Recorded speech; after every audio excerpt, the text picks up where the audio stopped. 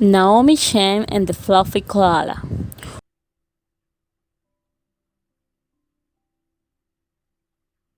Once upon a time, there was a noble girl called Naomi Chen.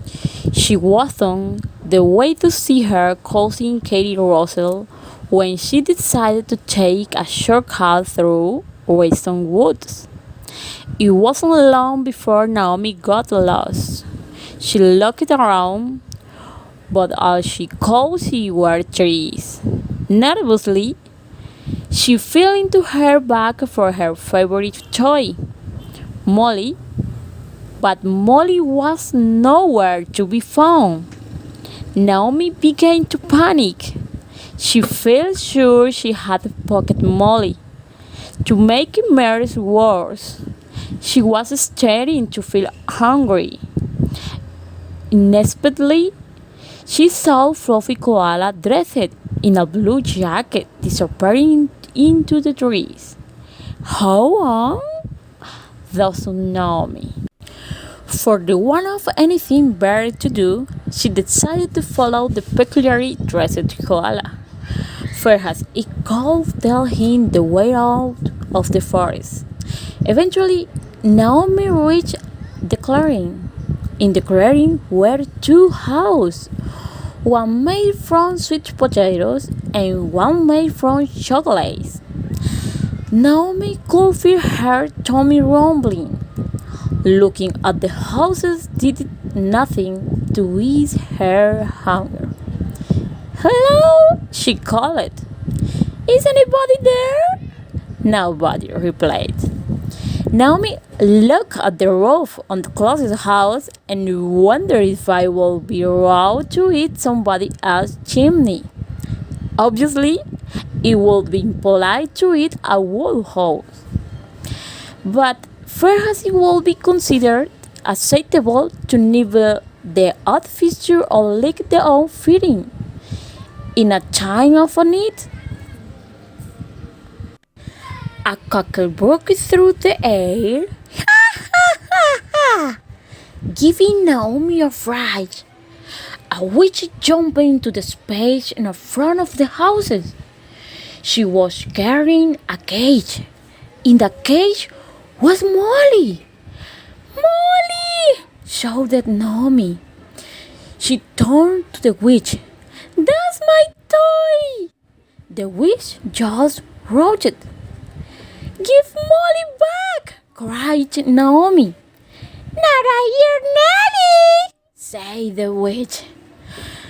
At least let Molly out of the cage.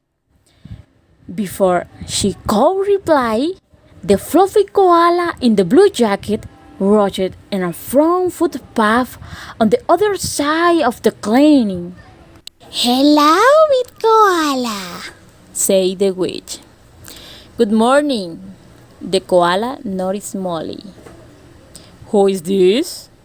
That's Molly, explained the witch. Oh, Molly would look lovely in my house. Give it to me, demanded the koala. The witch shook her head. Molly is staying with me. Excuse me? Naomi interrupted. Molly lives with me and not in a cage. Big Koala ignored her. Is there nothing you'll trade? He asked the witch. The witch thought for a moment, then said, I do like to be entertained. I release him to anybody who can eat a whole front door. Big Koala looked at the house made from chocolates and said, No problem. I could eat an entire house made from chocolates if I wanted to. There's no need to show off, said the witch.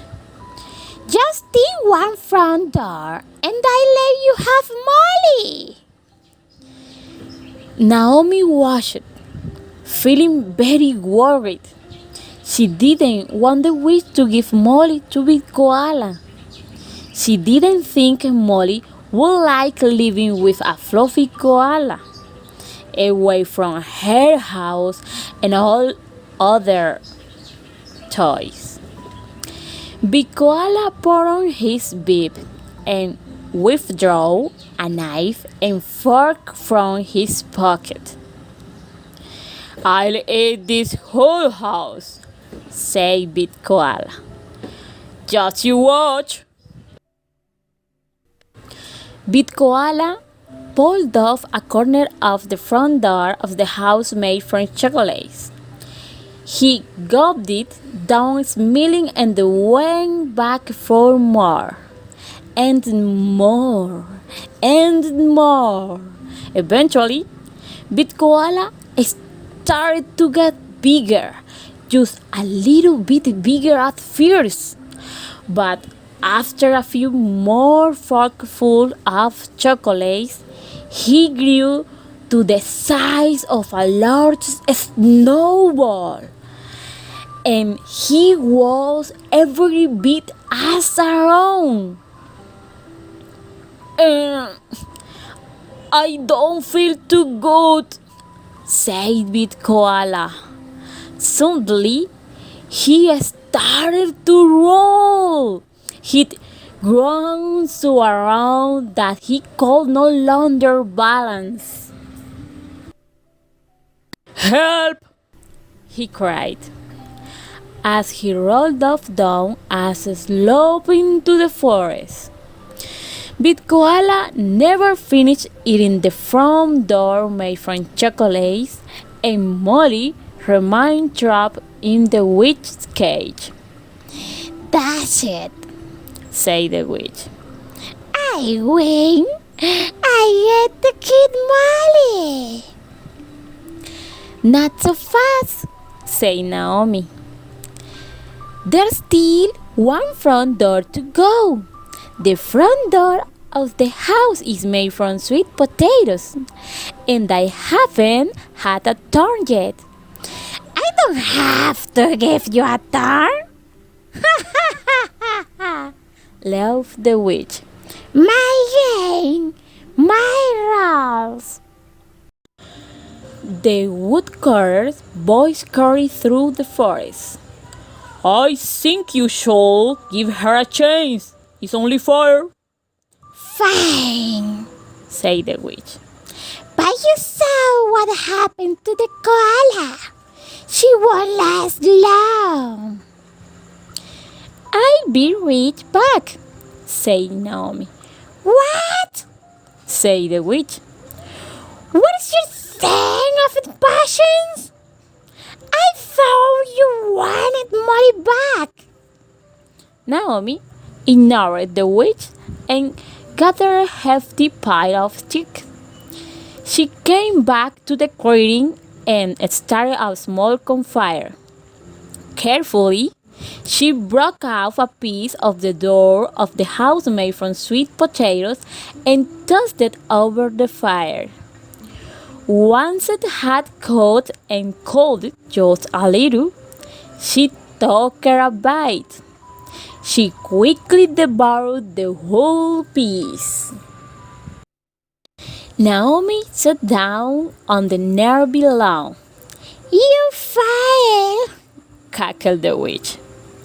"You were supposed to eat the whole door." "I haven't finished," explained Naomi. "I am just waiting for my food to go down." When Naomi's food had digested, she broke off another piece of the dough made from sweet potatoes. Once more, she tossed her food over the fire and waited for it to cool just a little. She ate a delicious piece, then waited for it to digest. Eventually, after several sittings, Naomi was down to the final piece of the dough made from sweet potatoes. Carefully, she tossed it and allowed it to cool just a little. She finished her final course.